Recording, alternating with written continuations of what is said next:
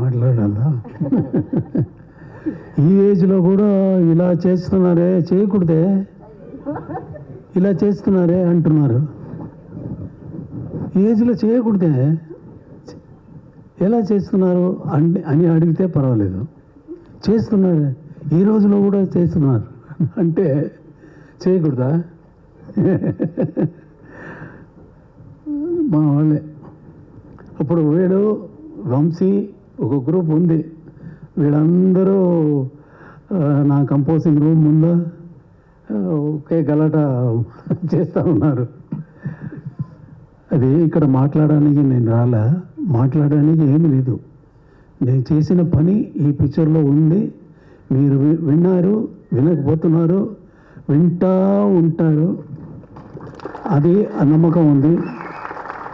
కీరవాణి గారు నాకు రాసినప్పుడు ఈ పల్లికి వినిపించినప్పుడు అనుకున్నాను, లోపల ఉన్న బంధం, ఆత్మబంధం గురించి కదా రాసి ఉన్నారు. ఇది పాట లేదు, సిచ్యువేషన్ కోసం రాయలేదు. ఆయన ఆయన real feeling towards me is అంత అభిమానుడు. చాలా అది ఎప్పుడూ మారలేదు, ఎప్పుడూ చేంజ్ అవుతుంది. ఒక స్టేజ్ వస్తే కొన్ని పిక్చర్ బిగినింగ్లో మ్యూజిక్ చేసేదానికి ముందు ఈజ్ ద ఫ్యాన్, అంతే కదా. ఫ్యాన్గా ఉంది, తర్వాత పిక్చర్స్ వచ్చి పిక్చర్లో మ్యూజిక్ చేసి మ్యూజిక్ వల్ల పాపులర్ అయ్యి అయితే స్వభావం మారిపోతుంది. మారిపోవచ్చు, మారలేదు.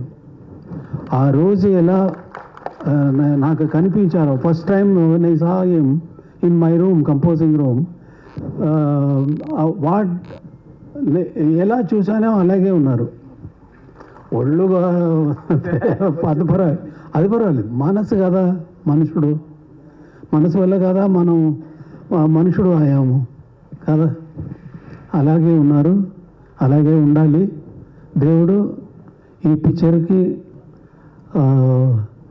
ఆశీస్సులు అందరికీ, దీంట్లో పనిచేసిన, ఈ పిక్చర్లో పనిచేసిన అందరికీ మీ లాంగ్ లైఫ్, ఫేమ్ అని ఇవ్వాలని కోరుకున్నాను, అంతే. Thank you sir. సార్ ఒక్క ప్రశ్న సార్, అదేంటి అంటే మామూలుగా మాకు ఏ సందర్భంలో అయినా ఇళయరాజా గారి పాట పెట్టుకుంటే చాలా అద్భుతంగా అనిపిస్తూ ఉంటుంది. మనకి ఎలాగో Q&A సెషన్ ఉంది సార్ మీడియాతో. ఒకటే ఒక ప్రశ్న, మీడియాతో Q&A ఉంది సార్. నాకు లేదు, నాకు ఉంది. ఓకే, ఒకటే ఒక ప్రశ్న సార్, ఇళయరాజా గారు లాంటి సంగీత దర్శకుడు ఇచ్చిన పాటల్లో ఇళయరాజా గారికి నచ్చిన పాట ఏది? మీకు బాగా, ఇన్ని వేల పాటల్లో మీకు బాగా నచ్చిన పాట ఏది? ఫేవరెట్ సాంగ్ అంటాం కదా సార్, అలా ఒకటి. ఒకటనా రెండనా?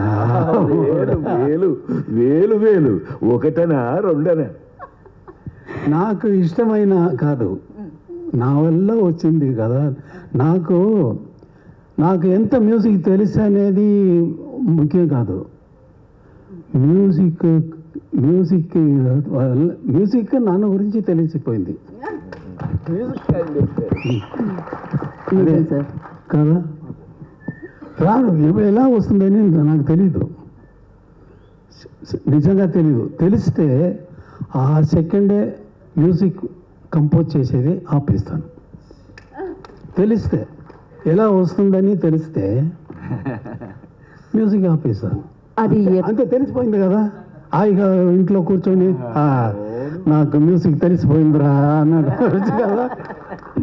అలా లేదు, తెలీదు, ఎలా వస్తుందని తెలీదు సార్. అయితే ఈ విషయం మీకు ఎప్పటికీ తెలియకూడదు అనుకుంటున్నాను నేను, ఎందుకంటే మీరు ఎప్పుడు పాటలు ఇస్తూ ఉండాలి మాకు. దేవుడు మీ కోరిక.